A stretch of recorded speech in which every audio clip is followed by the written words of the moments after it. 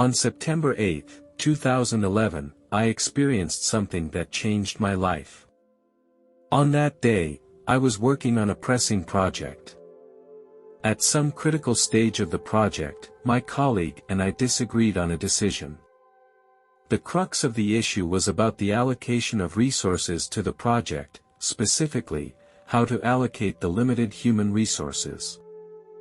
I believed that the resources should be allocated to our team. However, my colleague disagreed and insisted that the resources should be allocated to the project he was responsible for. We had a heated debate on this issue, giving each other our respective views and reasons. This disagreement gradually evolved into an argument. After work that day, my mood became very bad. I decided to go to a nearby bar in the hope of soothing my mood. It was about 10 p.m. when I decided to drive away from the bar. This was a very dangerous and unwise decision. After I drove some distance, my eyes began to become heavy. Despite the fact that I felt tired, I did not take appropriate measures. Slowly, my eyelids became heavier and heavier. My consciousness began to become blurred. Suddenly, I heard the shrill sound of a car horn. When I opened my eyes, I realized that a car was coming towards me from the opposite side. I hit the steering wheel hard to the right. My car ran off the highway. The vehicle crossed a farm field and my body swayed uncontrollably. Eventually, my vehicle hit a tall utility pole with a terrible crashing sound. My head began to ache violently and a rush of blood blurred my vision. My life was slipping away. In that moment, I tried to stay conscious, but my body became weaker and weaker. After a while, I felt myself being drawn by some invisible force that took me into the dark unknown. Then I heard someone calling my name. With great effort, I raised my head and saw a beautiful angel. This angel had very long blonde hair that fell like a golden waterfall. Her eyes were a deep blue, clear and pure, as if they could see into my soul. Her face was full of compassion and made me feel very at ease. She wore a long, white robe. Her beauty came not only from her appearance, but also from a divine aura that transcended humanity, radiating infinite light and love. Her presence warmed me. She reached out a hand and said to me, "Come on, take my hand, we don't have much time." I didn't understand what was happening, but this was not the time to question it. With her warm gaze, I took her hand without hesitation. At that very moment, I heard a soft thud. It was as if my body was free from the bonds of gravity, and a feeling of lightness and freedom filled my soul. My soul left my body as if floating in some unknown space. Then the angel began to soar swiftly into the night sky and I felt myself being taken off the ground. I looked down and some strange creatures were staring up at me. The creatures looked so monstrous that it was as if they were from hell. Their bodies were twisted and deformed, their skin filled with cracks. Their heads were strange and terrifying, and their eyes were like blood-red flames, their pupils filled with an evil glow. These creatures seemed hostile, and their presence frightened me. They tried to approach me as if to drag me into an abyss of darkness. The angel calmly told me that these spirits were cursed. She went on to explain that I was safe here and did not have to worry about these cursed souls. Her voice gave me an inexplicable sense of peace. With her guidance, I was ready to continue my mystical journey. Curious, I asked that angel where we were going. She smiled and answered me, "I will take you to heaven." This answer surprised me because I hadn't been to church in 10 years and rarely even prayed. 10 years ago, my best friend died in a traffic accident. At that time I had prayed to God but received no answer. I became skeptical about the reality of God, which dealt a heavy blow to my faith. Secondly, I gradually lost myself in real life. The pressure of work took up most of the time. I felt that faith did not help much in coping with real problems. I felt that praying was a great waste of time. And religious beliefs had become strange and distant in my life. I didn't quite understand why I was considered a devout believer. After a while, the angel told me that we had arrived. The angel gently let go of my hand and we came to a magnificent circular building. The building was tall and magnificent and shook me to my core. The doors were beautifully carved with patterns and mystical symbols, exuding an ancient and mysterious atmosphere. As we approached the gate, it began to open slowly, as if welcoming us. I felt both excited and slightly nervous inside. But I knew that no matter what happened, the angels would always be with me. A huge building appeared before us. The building was tall and magnificent, as if it were a sacred temple. The walls of the building were very smooth and shimmered with a faint glow. As I walked into the building, my eyes were caught by an intense light. At first, the light was very harsh. I saw a huge figure sitting on a throne, and I couldn't make out his face because the light was so bright. After a while, the light gradually became softer and I was finally able to make out the man sitting on the throne. He had distinctly Jewish features. His skin looked very healthy and his hair and beard were brown. He was wearing a long, white robe. I realized that this was Jesus. He said, "Welcome, my child. All your questions will be answered in due time." This statement puzzled me. He seemed to understand my inner thoughts. He continued, "My child, you are dead now." He continued sternly, "You are drinking and then driving, and this behavior is deadly. This is not what you set out to do." I felt guilty and ashamed.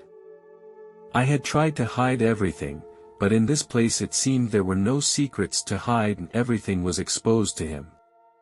He seemed to see my confusion and he went on to say, "You are not here to be punished, your judgment day has not yet come." Then why am I here? Jesus sighed in disappointment and seemed to regret my attitude. "You are here," he said softly, "to reflect on what you have done in the past." No sooner had he said this than I saw the scene from the car accident that occurred and the images kept coming back to me.